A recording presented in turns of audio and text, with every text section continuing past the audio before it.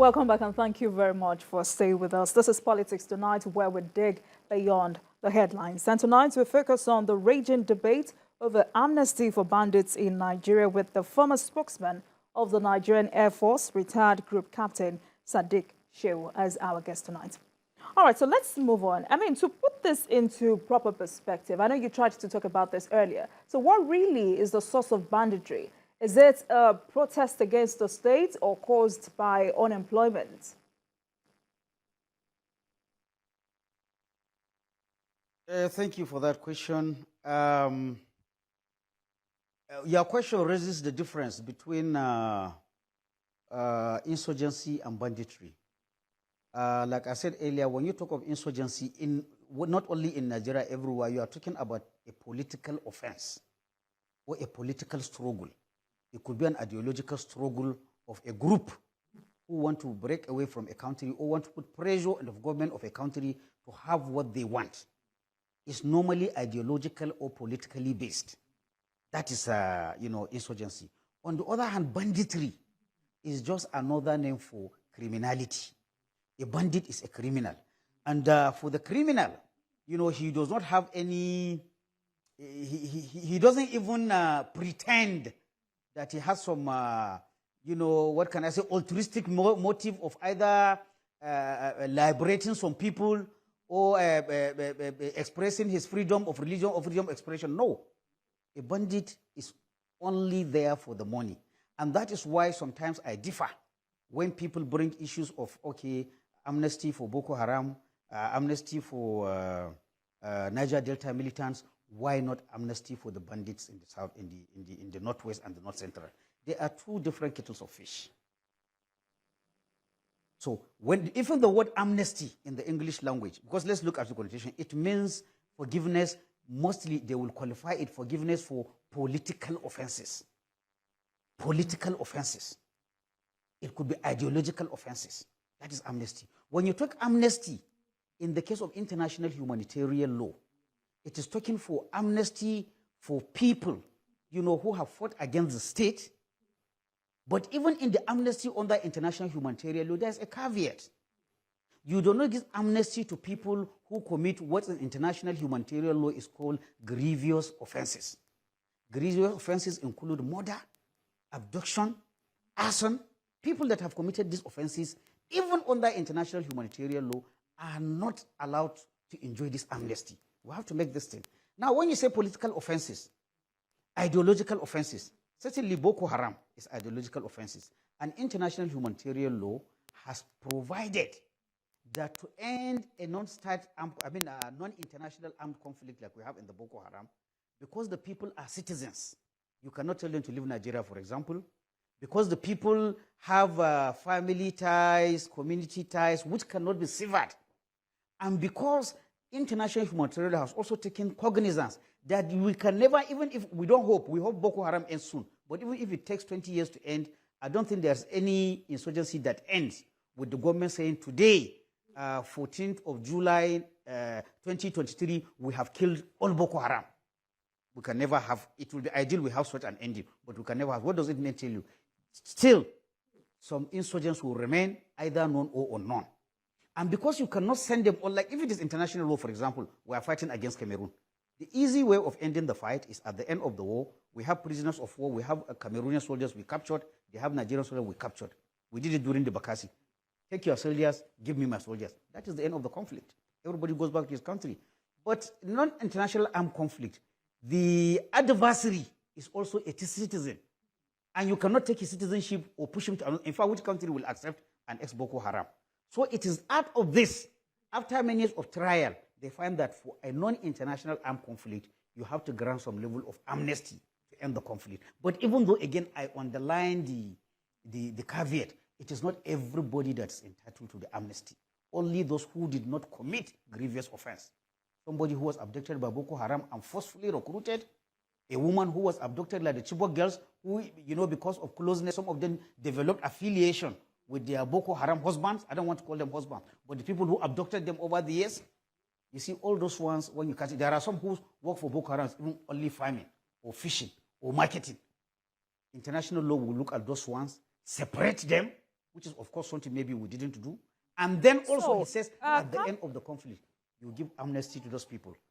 For when you go to Niger Delta, I'm just trying to bring the example. When we go to Niger Delta, whether we believe or this particular debate over amnesty for bandits, I mean, rages on. So what's your position on this?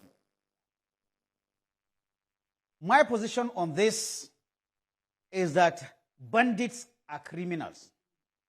And if we just even bring it back to Nigeria, the amnesty we have seen so far is amnesty.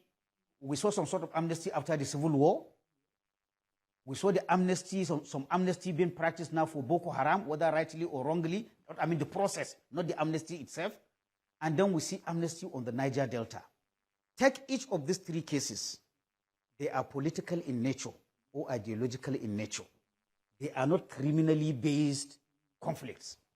Then you come to we've never had cases, the Niger Delta, whether we believe or not, we may disagree with their tactics or the way they went about it, but their agitation that time was that they are protecting their environment, they are protecting their people who are the source of oil revenues, but they are not benefiting from it, and so they saw the government agencies, and the oil prospecting companies as enemies, and they are fighting on behalf of their people.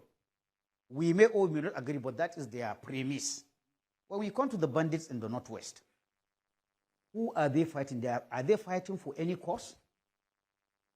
Are they fighting to protect environment? Are they fighting to protect the poor people? One of the most the poorest areas in Zamfara, Kebbi, Sokoto, and Kaduna. Are they protecting these people? They are not. All right. On the other hand, even in the extreme, they are preying on those same people. They are kidnapping these people. They are carrying their daughters. They are imposing levies on them. So what I am trying to say is that the bandit is in it purely for the monetary gain over hapless citizens. So to me, when you say, and that is on the ideological side.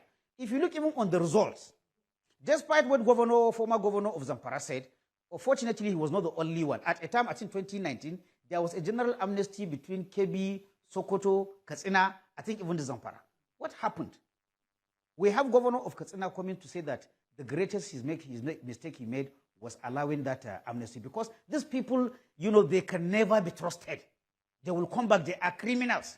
So it is for this reason I do not support the call for amnesty for bandits who are criminally minded, who prey on the same people who are of the same stock, the same religion with them, the same ethnic group. They have no sympathy for people that are kith and kins. Then for whom are they going to have sympathy?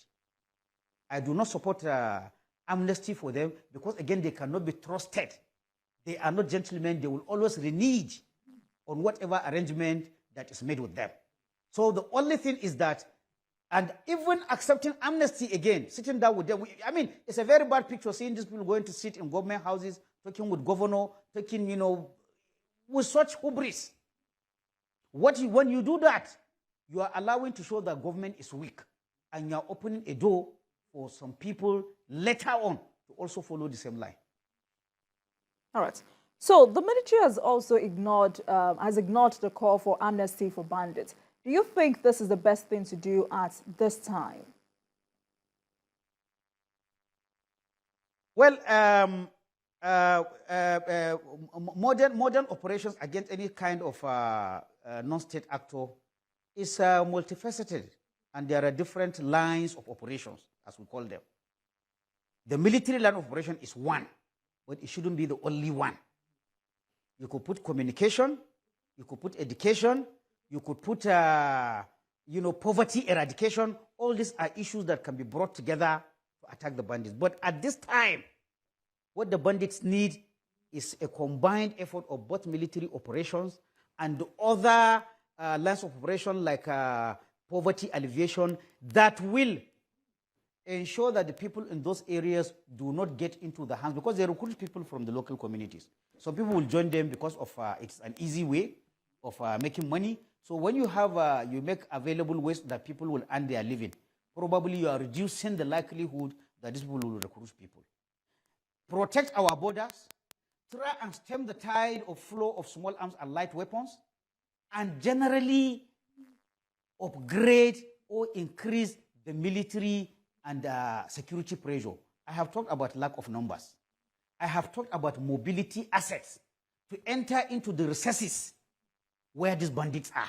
They have sanctuaries, which in general, if they enter, when we look what is happening is that when they enter those hinterlands, they are not touchable. Our military must find a way. Is it by having special forces that can be paradropped? Is it having forces that can be helicopter lifted? Helicopter has the advantage of, unlike a fixed-wing aircraft, can land in any clearing.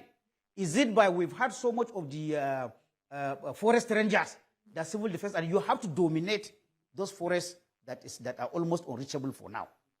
We have to think of changing our mobility assets. Probably the conventional mobility assets of jeep, can only follow well-tarred roads.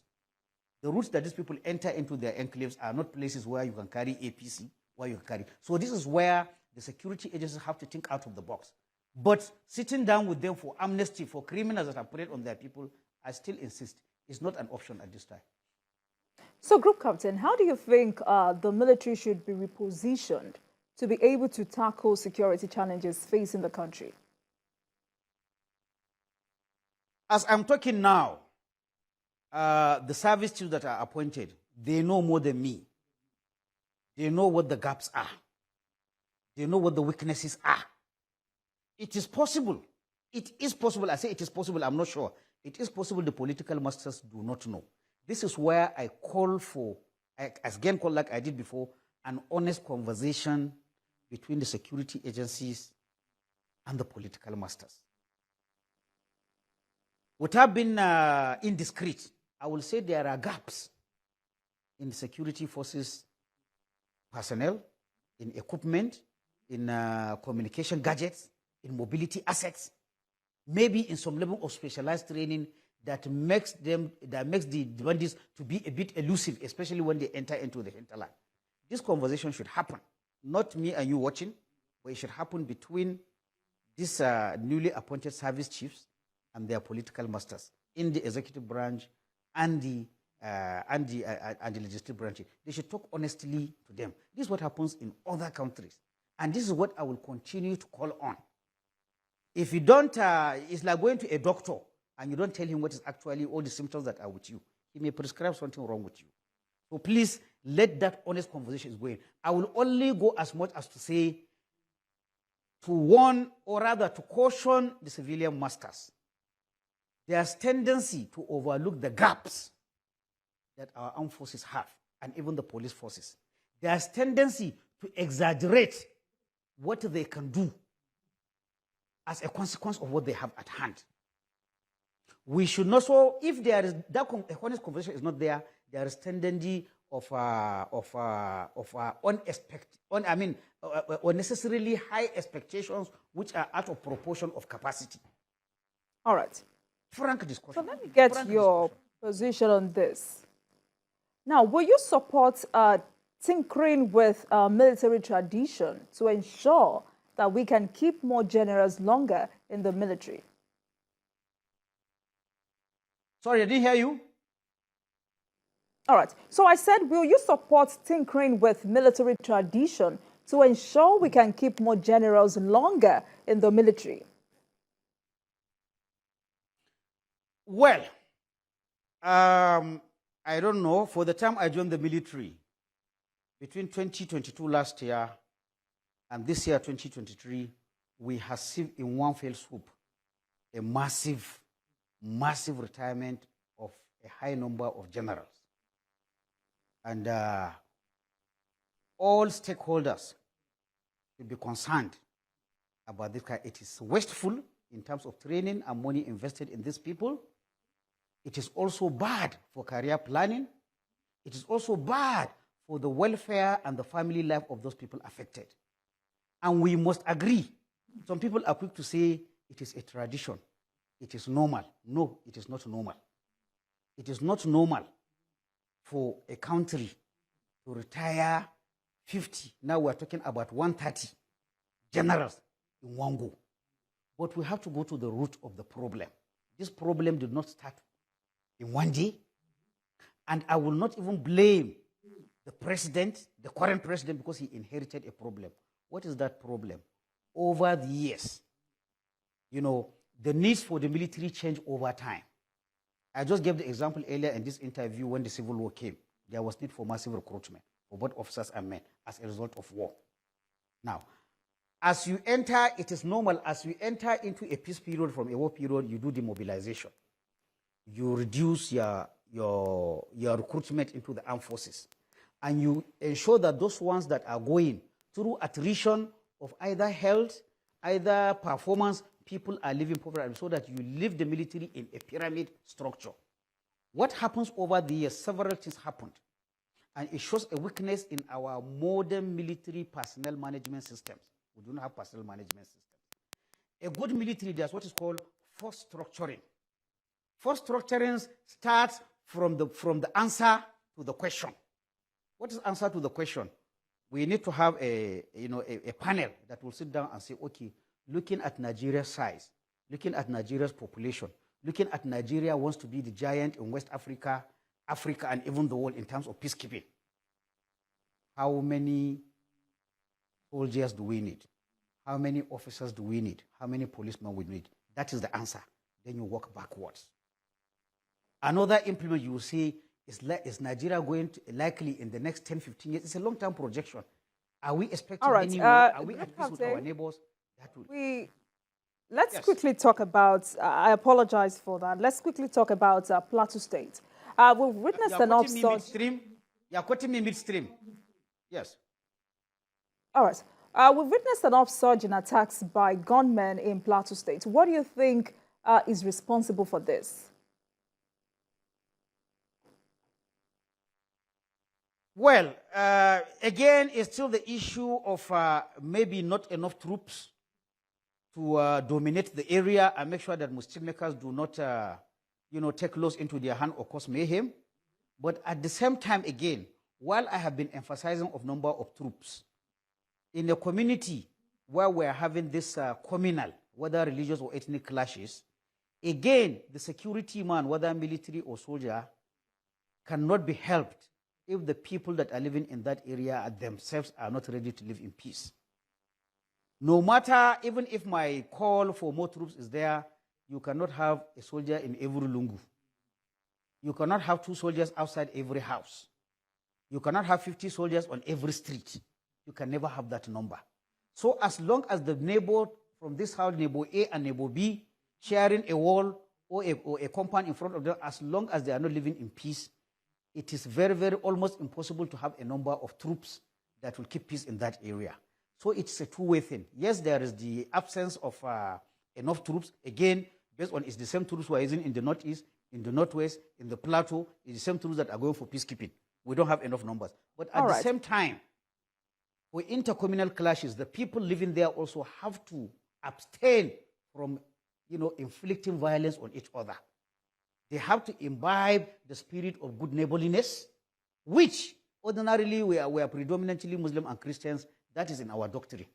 But unfortunately, you do not see it in our neighborliness. You do not see it among our neighbors, where a neighbor can turn and hack a neighbor at any time at the slightest provocation. So as long as these people are not there, the way even, we're not even in a modern society. What do I mean? Some areas don't even have a street where you can say, this is an area. The houses are so jumbled. So in such an area, mayhem, while even the soldiers are patrolling on the main streets, inside some lungus, mayhem can be going there. People could be killed. It's only after bodies have piled that will enter some inaccessible lungus where your patrol car cannot enter and find dead bodies there. So it is an issue of lack of numbers. It is also an issue of our inability to handle our diversity. All right. Thank you very much, Captain. I've been speaking with the former spokesman of the Nigerian Air Force, retired Group Captain Sadiq Shehu. So, Captain, quickly before I let you go, how will you assess the way the new administration has handled security in the country? Too early to tell. However, in the selection of service chiefs, like I said, based on the officers that I know all the current officers that are in the Armed Forces Lieutenant General, they made a good pick, but there's a lot to be done. You raised one question, which I was in midstream, you caught me. there are a lot of things that are wrong with our security architecture. I'm happy the president said he will reform, I'm using his words now, he will reform the security architecture, the security sector, and doctrine. We wait to see how that is going to be done, because that is a problem. You raise the issue, which you don't allow me to finish, of retiring generals. It all has to do with a weak security architecture. Now, when you say security architecture, you are not only talking about soldiers and police. You are talking about the ministries that take charge of this thing. You are talking about legislature. You are talking of the president himself. It is all that forms security architecture. And in all these things, there is need for reforms. So until President Bola Ahmed Tinubu start his reform and we see them on the ground, I will say, as far as selection is concerned, I can say so far so good. But it is too early to say whether he has succeeded or he has not succeeded. We are waiting to see. All right, so I sincerely apologize for that. We're trying to manage time. All right, thank you very much. I've been speaking with the former spokesman of the Nigeria Air Force, retired Group Captain Sadiq Shehu. Tonight, we focused on the raging debate over amnesty for bandits in Nigeria. Thank you very much for coming, Group Captain. I sincerely appreciate our conversation tonight. Thank you very much.